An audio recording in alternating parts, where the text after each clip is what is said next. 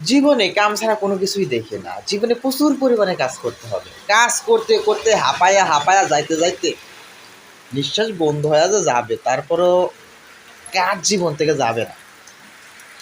কাম করতে, করতে শরীরটা যদি ১.৫-২ কেজিও পানি ঝরে ঘন্টায় কিলোমিটার বেগে,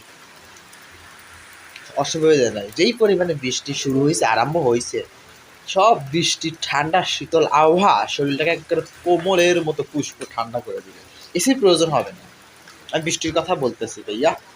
বৃষ্টি আজ কতদিন ধরে বৃষ্টি যে ছাড়ে না।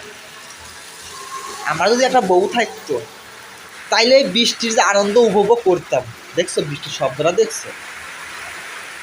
আমার যদি একটা বউ থাকতো, তাহলে বৃষ্টিটা আরো আনন্দ উপভোগ করতো। দুঃখের বিষয়, নাই, বউটা নাই। বৃষ্টি আসো, আরো পড়ো, আল্লাহকে আরো দাও। আমার মতো যারা ব্যাচেলার আছে, তাদের দিকে একটু তাকায়ও। টাকা যদি একটু দয়া হয়, একটু মায়া হয়, বিয়ের ফুলটা ফুটাইয়া দিয়ে, এই বৃষ্টিতে একা ভালো লাগে না। ভালো লাগবে কেমন করে? বউ ছাড়া একা ঘুমানো যায়?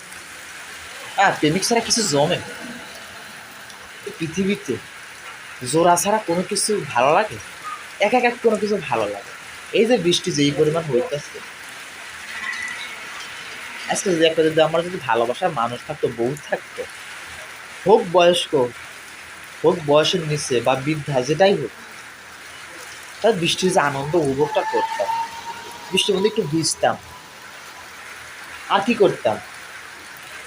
এখন বৃষ্টি পরে কোন দিয়ে, ঠাডা পরে কোন দিয়ে, চৈত মাসে গর্জনায় কোন দিয়ে, আমি বুঝি না। আমি কাম করতে করতে জীবনটা অতিষ্ঠ হয়ে যাচ্ছে, ঘাম ঝরতে আসছে, বৃষ্টি হচ্ছে, কে প্রিয়জনের কথা বেশি মনে পড়ে।